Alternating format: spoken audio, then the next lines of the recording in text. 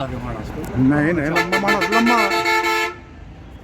चौधरी चरण सिंह, भारत रत्न चौधरी चरण सिंह, पूर्व प्रधानमंत्री, किसान मसीहा स्वर्गीय चौधरी चरण सिंह पूर्व प्रधानमंत्री। हाँ जी, कोई दिक्कत नहीं आने की।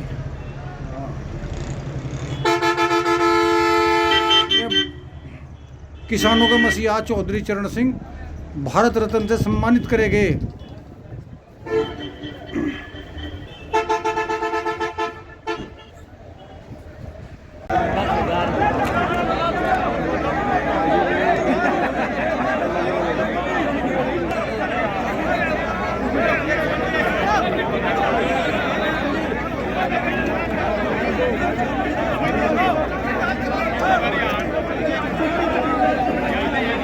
ये जयंत चौधरी वापस ऊन रैली से वापस चल दिए। ये मुजफ्फरनगर की रैली में जाएंगे।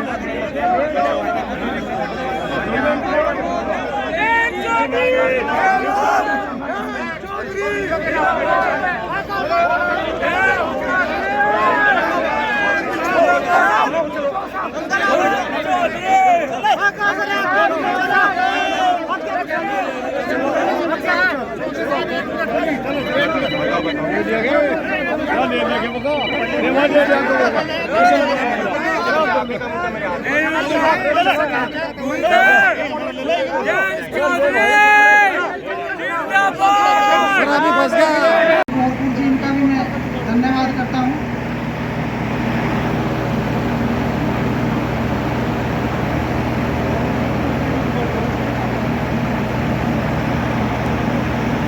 अनिल शर्मा केडी में भी आए हैं, उनका भी बहुत बहुत। और हमने अगले वक्ता के रूप में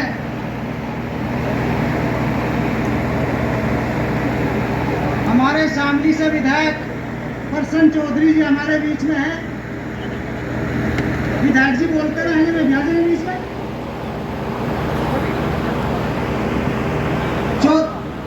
हाँ, नहीं तो अभी मूर्ति तक आ रहे हैं।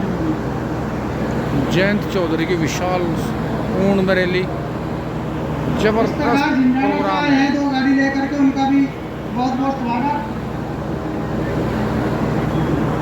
पूरा पंडाल खचाखच भर रहा है और बाहर भी लोग भारी मात्रा में खड़े हैं। दोस्तों उनका भी बहुत बहुत धन्यवाद। मनत से भी 2 बस लेकर के आए हैं, उनका भी बहुत बहुत धन्यवाद। महक सिंह देसवाल जी भी आए हैं, उनका भी बहुत बहुत धन्यवाद।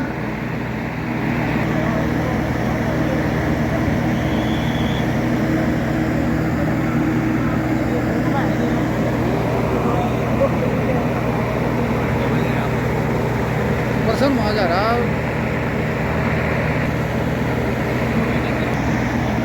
धन्यवाद आदरणीय जिलाध्यक्ष जी, जो बहुत सुंदर संचालन कर रहे हैं। एक बार सभी जोर से नारा लगाएंगे, चौधरी चरण सिंह। नहीं भाई, जाटों वाली आवाज नहीं है। जय चौधरी, जय चौधरी, जय चौधरी, जय चौधरी, जय चौधरी, चौधरी चरण सिंह, चौधरी जयंत चौधरी आ चुके हैं सभा में। चौधरी अजीत सिंह, चौधरी अजीत सिंह, जय चौधरी, जय चौधरी, चौधरी अजीत सिंह, चौधरी अजीत सिंह, चौधरी चरण सिंह, चौधरी चरण सिंह, जय चौधरी, जय चौधरी, जय चौधरी। जयंत चौधरी आगे मैं मंच वॉलंटियरों से पर। अनुरोध करूंगा कि वो सभी गैलरी में सब लोग रुक जाए, गैलरी से अंदर न आए और सभी व्यवस्था बनाने का काम करें। आपके बीच में चौधरी साहब पहुंच चुके हैं। जय चौधरी जिंदाबाद, जय चौधरी जिंदाबाद, जय चौधरी जिंदाबाद, जिंदाबाद, जिंदाबाद।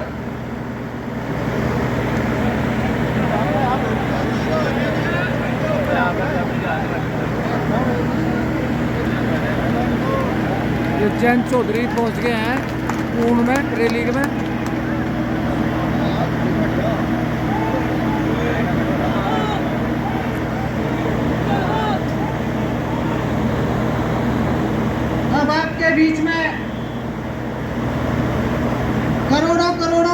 दिलों की धड़कन, किसानों की आवाज, नौजवानों की आवाज माननीय जयंत चौधरी जी आपके बीच में पहुंच चुके हैं।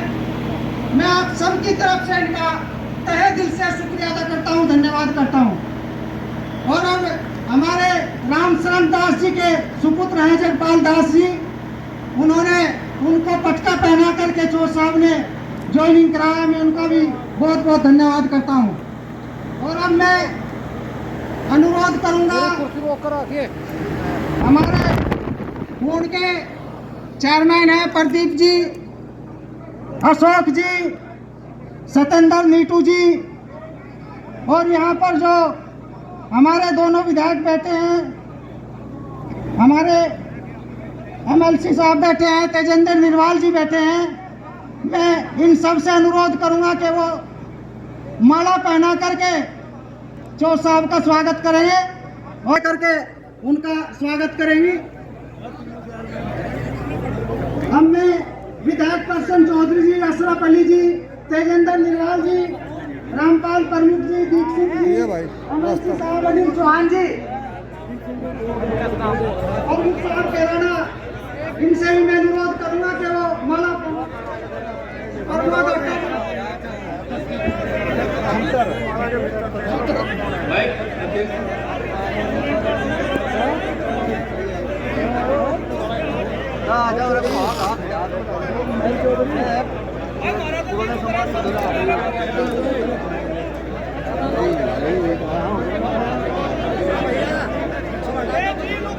पीछे भागो बस भाई।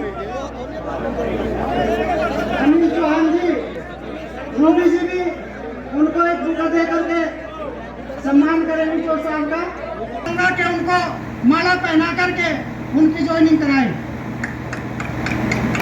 और इरफान चौधरी जी हैं कैराना से, सराफत चेयरमैन के लड़के हैं, वो भी आए, उनको भी हमारे क्षेत्रीय अध्यक्ष उनको पटका पहना करके उनको भी ज्वाइनिंग कराने का काम करेंगे।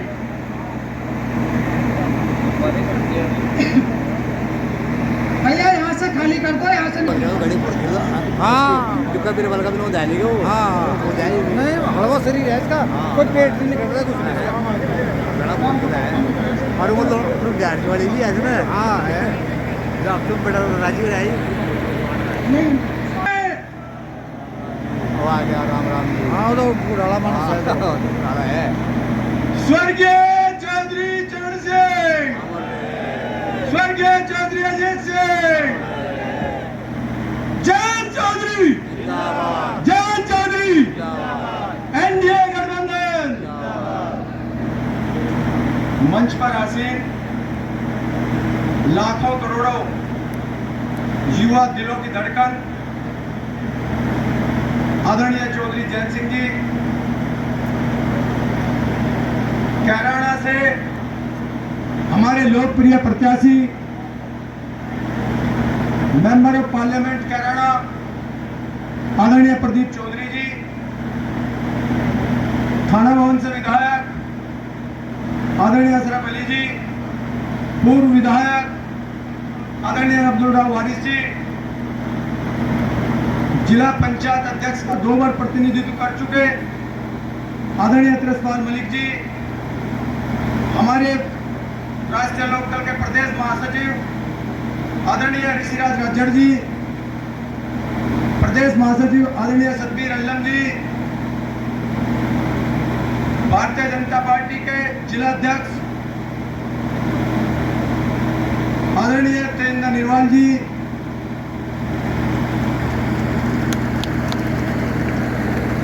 कैराना प्रमुख हर्षल भाई, पूर्ण प्रमुख रामपाल जी, अरबा जी का जोर सा रह गया, सम्मानित और अति सम्मानित मंच, देव तुल्य बुजुर्गों, नौजवान साथियों,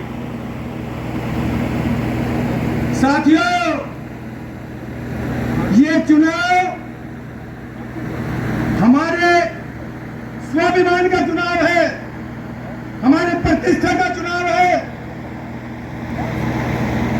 साथियों, बुजुर्गों, कुछ लोग आदरणीय चौधरी जयंत सिंह जी का और किसानों का मजाक लेना चाहते हैं, उपवास करना चाहते हैं। लेकिन हमारे नेता आदरणीय चौधरी जैन सिंह जी एक जानदार शानदार व्यक्तित्व है। जवाब तो आदरणीय चौधरी जैन सिंह जी ने दिया है, पर मैं उस जवाब को दोहराना चाहता हूं। हम पलटे नहीं, हमने पटकनी दी है और बाजुओं में दम है। पहला बदला राज्यसभा के चुनाव में लिया था, दूसरा बदला 19 तारीख के होने वाले चुनाव में लेंगे। साथियों, बुजुर्गों, मेरा आप लोगों से निवेदन है, आग्रह है, अपील है। हम स्वर्गीय चौधरी चरण सिंह जी के अनुयायी लोग हैं, हम केरला के वासी हैं, हम चुनाव को बदलना जानते हैं। हम चौधरी जैन सिंह जी के कर्तव्य का फर्ज है इस नारे को पूर्ण करने के लिए, चाहे मैं छत्ती भी क्यों नहीं उड़ानी पड़ जाए। जैन सिंह जी के विषय कांटों से गुजर जाता हूं दामन को बचाकर, कांटों से गुजर जाता हूं दामन को बचाकर। फूलों की सियासत से मैं बेगाना नहीं हूं, फूलों की सियासत से मैं बेगाना नहीं हूं। जय हिंद, जय भारत, जय राष्ट्र। आज के इस प्रोग्राम के हमारे सम्मानित अध्यक्ष बाबा शोकेंद्र जी, हमारे बीच मौजूद हमारे लाखों करोड़ों दिलों की धड़कन आरएलडी के हमारे राष्ट्रीय अध्यक्ष जयंत चौधरी जी, हमारे भाजपा के जिला अध्यक्ष तेजेंद्र निर्वाल साहब, योगेंद्र चेयरमैन जी हमारे क्षेत्रीय अध्यक्ष, लोकेश दीक्षित जी, सुरेश कश्यप जी, सुरेशपाल मलिक जी हमारे जिला अध्यक्ष ज्वाइन की है। मैं उनका दिल की गहराइयों से बहुत बहुत स्वागत करता हूं और अपने पूर्व सांसद के बेटे विजय मलिक जी, उन्होंने आज राष्ट्रीय लोकदल चौधरी साहब के सामने ज्वाइन की है। मैं उनका दिल की गहराइयों से बहुत बहुत स्वागत करता हूं। देखिए, अभी प्रसन्न जी भी कह रहे थे, ये हमारे मान सम्मान का चुनाव है, चौधरी साहब के मान सम्मान का चुनाव है, इस गठबंधन के मान सम्मान का चुनाव है। मेरी आप सभी लोगों से दरखास्त है कि अपना एक वोट जो है यहाँ गठबंधन के प्रत्याशी भाई प्रदीप चौधरी जी को डाल देना, प्रदीप चौधरी जी को डाल देना, प्रदीप चौधरी जी को डाल देना। और इसमें ही हमारे नेता का मान सम्मान है। मैं अपने यहाँ सभी अकलियत के जो भाई हैं, मुझे बहुत अच्छी तादाद में यहाँ दिख रहे हैं, वो हैं। मैं आप लोगों से कहना चाहता हूँ, अभी चौधरी साहब की एक क्लिप आई है और चौधरी साहब ने ये कहा है, हमारा जो भाईचारा है, भाईचारे के सम्मेलन होते रहेंगे, भाईचारा हमेशा बना रहेगा। और अगर कोई हमारा भाईचारा खत्म करने की कोशिश करेगा तो चौधरी साहब ने कहा है कि मैं सबसे पहले क्षेत्र में जाकर अपने भाईचारे को कायम करने का काम करूंगा। मैं अपने अकलियत के भाइयों से कहना चाहता हूँ कि देखिए, जो योजनाएं चल रही हैं, चाहे प्रधानमंत्री आवास योजना हो, मैं तो अपने कस्बे का बताना चाहता हूँ कि 1300 मकान वहाँ बने हैं, 900 मकान अकलियत के भाइयों के बने हैं। चाहे आयुष्मान कार्ड हो, 5 लाख रुपए तक का फ्री में इलाज हमारे गरीब लोगों का हो रहा हो, चाहे राशन फ्री में राशन वितरण हो, पूरे हिंदुस्तान में 80 करोड़ लोगों को फ्री में राशन दिया जा रहा है और 15 करोड़ लोगों को उत्तर प्रदेश में फ्री में हमारे गरीबों को राशन वितरण किया जा रहा है। और हमारे लिए बड़े सम्मान की बात है, मैं केंद्र सरकार का बहुत बहुत शुक्रिया अदा करता हूं कि उन्होंने भारत रत्न हमारे चौधरी साहब को देने का काम किया। चौधरी साहब ऐसे नेता थे, जब पहली बार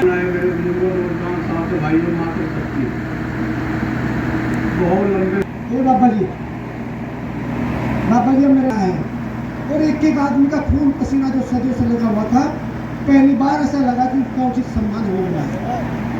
वास्तव में बायोलॉजिकल वारिस तो आप ही हैं, पर चौधरी चरण सिंह जी के वैचारिक वारिस हम भी हैं। उनके विचार को लेकर हम भी आगे चलते हैं और जीवन में चाहते हैं उनके दिखाए रास्ते पर चलते रहें। कैराना से सांसद भी हैं और प्रत्याशी भी हैं, और मैं तो कहूँगा कि आने वाले प्रत्याशी भी हैं। मैं उनसे अनुरोध करूँगा कि प्रदीप चौधरी जी आए और अपनी बात करें।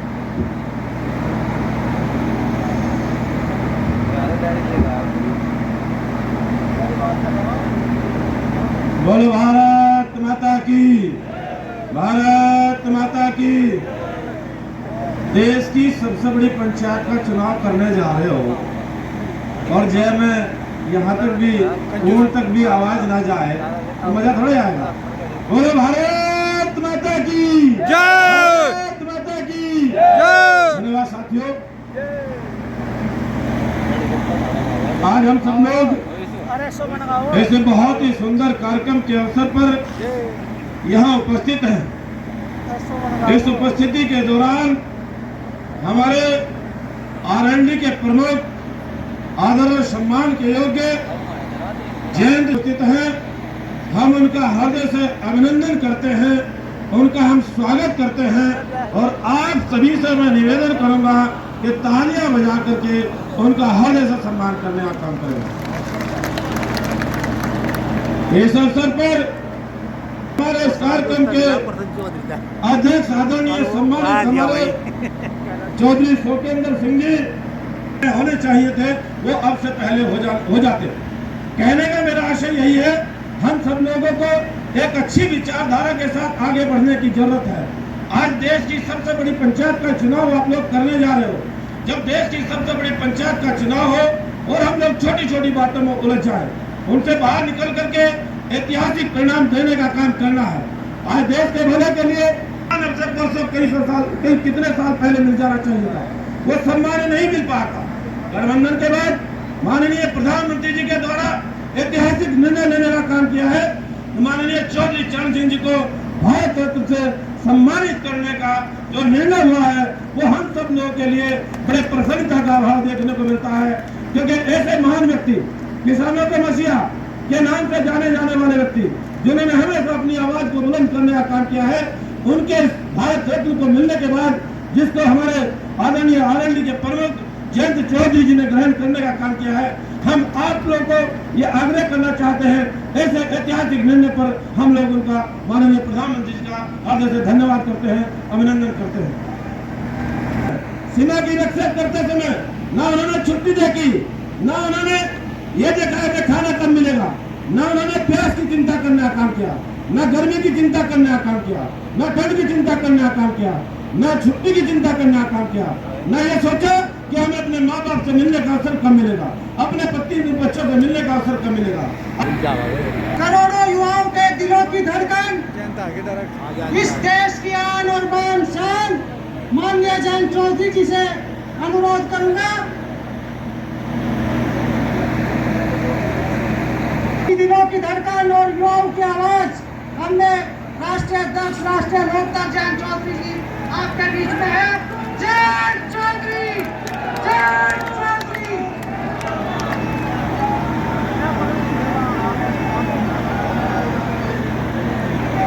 राम राम जी।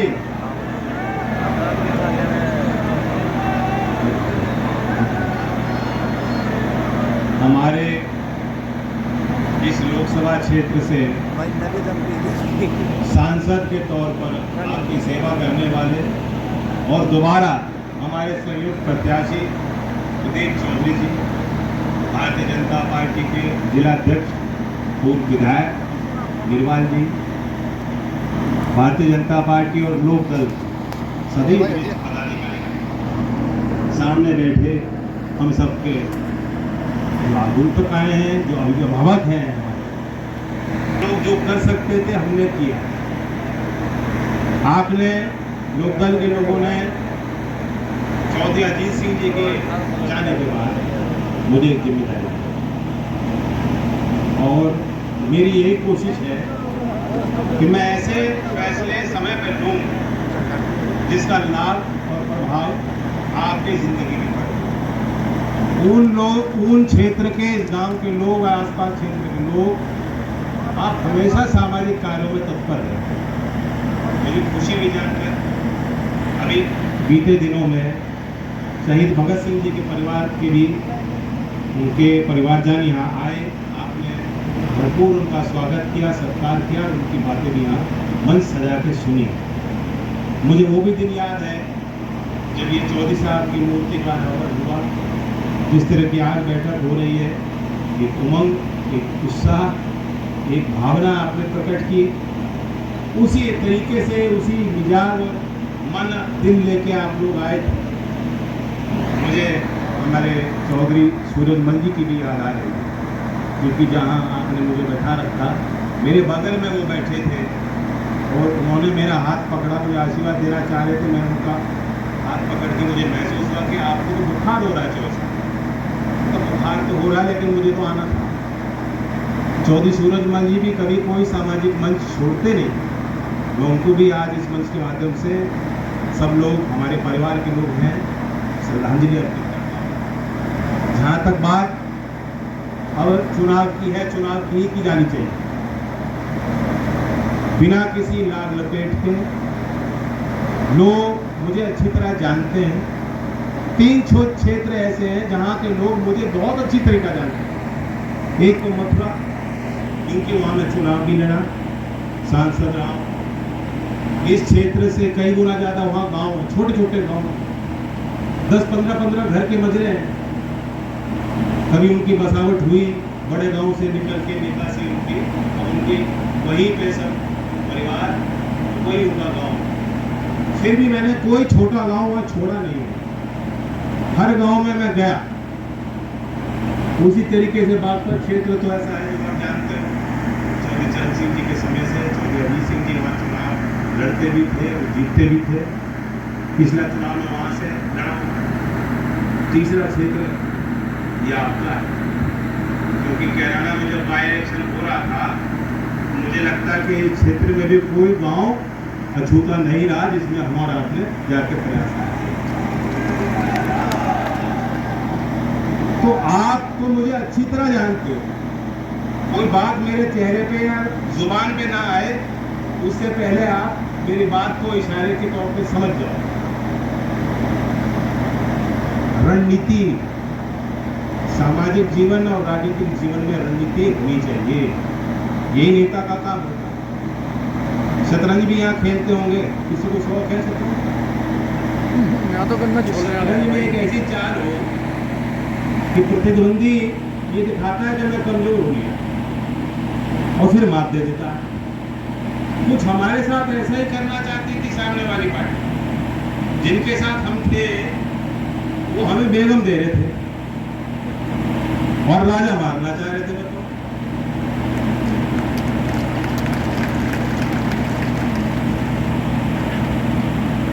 हमें गुरमलाल ने उनकी अपनी जिम्मेदारी अपने दल के लिए, मेरी जिम्मेदारी अपने लोगों के। देश में क्या हो रहा है, कौन से मुद्दे आगे बढ़ चढ़कर जिनकी सरोकार जनता के बीच में है, विश्वास जनता का किन लोगों पर है, उसे हमने और आपने भी देखा। और नेता की बड़ी जिम्मेदारी होती है, कभी कभी तो कड़वे फैसले लेने पड़ते हैं, लोग मनाने पड़ते हैं कि भाई साथ दो, अब तो फैसला हो गया। और कभी कभी ऐसा होता है कि जनता फैसले लेती है और नेता कहती है कि जनता ही सही है, मैं जनता के साथ चलूँ। जनता के आगे आगे चलने वाला भी नेता होता है, जनता को मोड़ने वाला भी नेता होता है।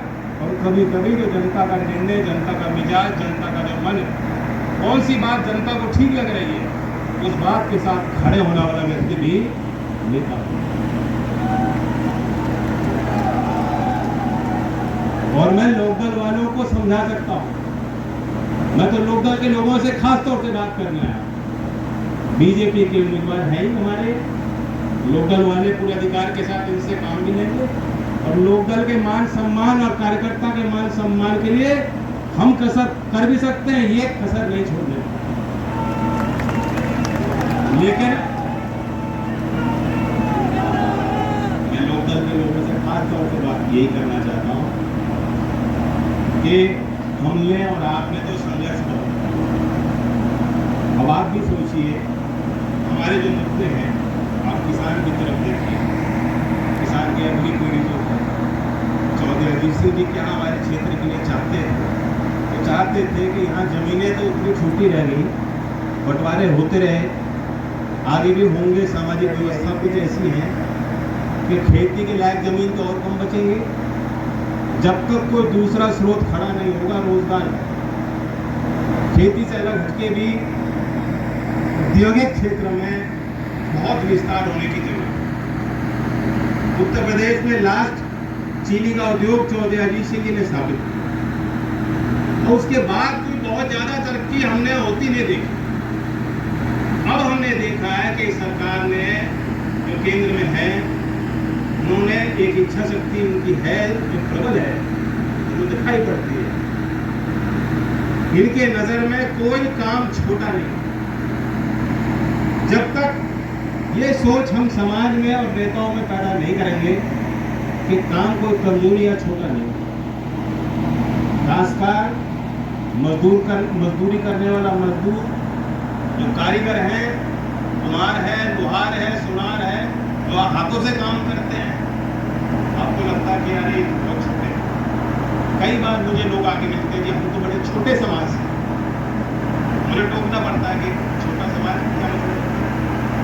तो ये जो छोटे बड़े की आपस में बैर करने की हमारे क्षेत्र में पुरानी फितरत रही और ये रोग की तरह है। इस व्यवस्था से बाहर निकलते हो, शहर में चले जाते हैं लोग, तब भी वो जाति से नहीं ऊपर उठता। यही तो चौधरी चरण सिंह जी की मुख्य लड़ाई थी। वो जातियों को महत्व इतना ही देते थे कि उनकी ये समझ में था कि मंच पे, राजनीतिक व्यवस्था में, सामाजिक मुख्यधारा में हमें ख्याल रखना है, कोई भी जाति वंचित न है।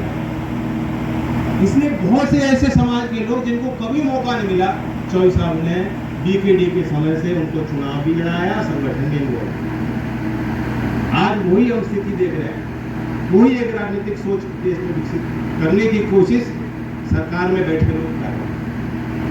एक योजना का नाम मैं बताना चाहता हूं, जो उदाहरण है विश्वकर्मा योजना। नरेगा योजना है मजदूर के लिए, लेकिन गांव में हो या शहर में हो, जो कारीगर है, जो नाव बनाता है, जो बर्तन बनाते हैं, जो मूर्तिकार है, जो माला बनाते हैं, वही लोहार, कुम्हार, सुनार, इनके लिए कौन सी योजना बनी थी? आज 13,000 करोड़ की योजना है। जिस तरीके से इन लोगों को हम प्रशिक्षित करें, उनको लाखों रुपए तक का लोन देने की व्यवस्था अभी सितंबर 2023 में लॉन्च हुई, प्रधानमंत्री विश्वकर्मा योजना। इसकी अभी शायद बहुत लोगों को जानकारी नहीं हो, लेकिन हम लोग मंचों से इसलिए बताने आए हैं कि बहुत बारीकी से सोचा जा रहा है किसान और कम्युनिटी। अब किसान की मुख्य बात है दाम की। हर फसल का दाम कैसे बेहतर किसान को दिया जाए, कैसे सुनिश्चित हो। गन्ने की फसल की अपनी समस्याएं हैं। अब मैं धान का एग्जाम्पल देना चाहता हूं। आज यहाँ अखबारों में छपी नहीं होगी बात, पहली बार भारत सरकार ने 2020 में इसका प्रयोग किया। बाली में मंत्रियों की एक कॉन्फ्रेंस हुई संयुक्त राष्ट्र के तत्वाधान में, और वहां एक औजार तैयार किया गया। 5वीं बार 2020 के बाद भारत सरकार ने इसका प्रयोग किया है किसानों का बचाव करने के लिए। आपको मालूम है कि WTO के नियम है कि भारत जैसे विकासशील देश, कृषि प्रधान देश, जितना किसी फसल का देश में उत्पाद होता है, उससे 10% ज्यादा समर्थन किसानों को नहीं दे सकते। ये आज की शर्त नहीं है, आज का कानून नहीं, पहले से लागू WTO के तहत चल रहा है। लेकिन 2020 में सरकार ने कहा नहीं, हम बड़े पैमाने पे किसानों से खरीदना भी चाहते हैं, उसका भंडारण भी करना चाहते हैं, उसका वितरण करना चाहते हैं। और अब फिर हाल में 5वीं बार भारत सरकार ने कहा कि धान की हमने total value of production $5300 crore है, और हमने उसका 12% यानी 10% को लांग दिया। 12% समर्थन अनुदान के रूप में, चाहे वो खाद की सब्सिडी हो, बिजली की सब्सिडी हो, या खरीद रहे हो किसान से, 12% तक हमने दी। और भारत सरकार ने छूट मांगी है WTO। तो मंच पे कह देना बहुत आसान है, लेकिन भारत सरकार मेरी नजर में आज इन विषयों को लेकर बेहद गंभीर है। और जो सरकार चौधरी चरण सिंह जी को भारत रत्न दे सकती है, तो किसान के नाम पे कभी क्यों कोई कसर छोड़ेगी? नहीं छोड़ेगी। और जो कमजोरियां थी, जो कमियां रही हो, जब पहले लोकदल का आदमी खड़ा होता था तो बुरा मत मानना बीजेपी के साथ हो सकता है सरकार में तो आप ही लोग थे, हम लोग तो सड़क पे थे, आप लोग सड़क पे, आप सदन में थे। हो सकता है ये लोग सोचते हुए प्रतिद्वंदी आ गए हमारे, लेकिन आज जब लोकदल का रंग हरे रंग का पट्टा टोपी पहन के आप जाओगे तो कहेंगे हमारे सहयोगी आ गए, हमारे साथी आ गए। इतना बड़ा फर्क होगा। जब मैं किसी मेज पे बैठ के, चाहे मुख्यमंत्री के यहाँ हो, चाहे देश के किसी कार्यालय के अंदर हो, किसी मंत्रालय की बात हो या प्रधानमंत्री के सामने कोई बात हो, अगर मैं खड़े होकर यहाँ सामने के लिए या किसानों के लिए जो लोकदल की विचारधारा 24 साल की है उससे जुड़ी कोई बात कहूँगा तो आज उस बात को लोग आपको हाथ लेंगे, गले मिलाकर हमारे काम को पूरा करने, अंजाम तक ले जाने का प्रयास करें। तो ये 1 और 1 11, ये 1 और 1 11।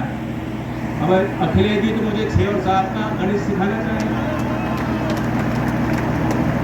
और मैंने बता दिया बेगम हमें दे रहे थे और मारना हमें चाह रहे। तो इसका तोड़ भी आपको ही ढूंढना पड़ेगा। प्रदीप जी भी सहयोग करेंगे किसान के विषयों में, पूरे अधिकार के साथ आप जाके ईमानदारी से अपने काम कराना, हाथ पकड़ के अपने गांव की तस्वीर दिखाना।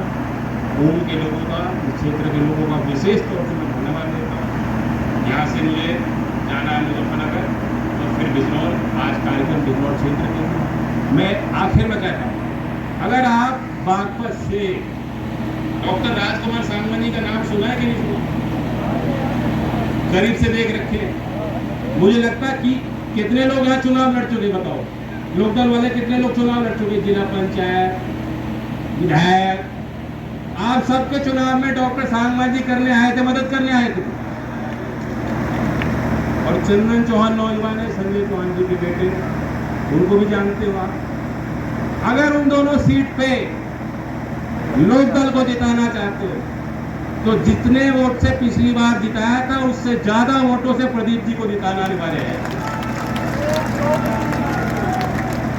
क्योंकि पहले समय होता था कि आप कहीं कुछ कह लो, दूसरी जगह जाके कुछ और कह लो। अब नहीं पॉसिबल, ये जो है ना फोन वाले। तो अगर बागपत में आप नुकसान नहीं कराना चाहते, बाद में लोग खबर बनाएंगे तो जैन जी कर गए इशारा। कुछ पत्रकार ऐसे हैं, मैं तो खुल के जो बोलता हूँ, दिल से बोलता हूँ, पहले सोच के नहीं आया था क्या बोलूँगा। कोई लाल लपेट नहीं है, सीधी ईमानदारी से बात है। हम लोग छाती अड़ाते हैं, बीजेपी के कार्यकर्ता को लाठी खाने की जरूरत नहीं, हम छाती अड़ा के और ईमानदारी के साथ इनके साथ देने के लिए खड़े हैं। और इनकी भी कुछ व्यवहारिक बातें हैं, ये काम लेना भी जानते हैं, ये व्यवस्था बनाने भी जानते हैं। कांग्रेस के साथ 5 साल हमने राजस्थान में सरकार में साझेदार थे, उनके 99 विधायक आए थे, भरतपुर से आपका एक आया, तब सरकार बनी थी। लेकिन 5 साल बात मैं बताना चाहता हूँ, 5 साल हम उनको जाके कहते थे कि हाँ विश्वविद्यालयों में चौधरी चरण सिंह जी की पीठ स्थापित कर दो।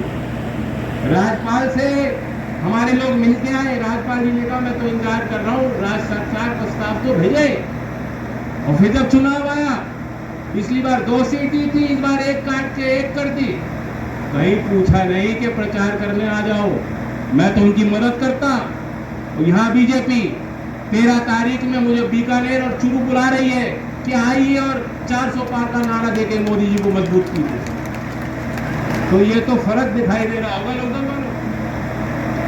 हम लोग जो करते हैं मान सम्मान के लिए करते हैं, बाकी सब बात पीछे है। जो पगड़ी पहनाई वो मान सम्मान की पगड़ी है, वो महज कपड़ा नहीं है, मैंने उतार दी, मत मानना।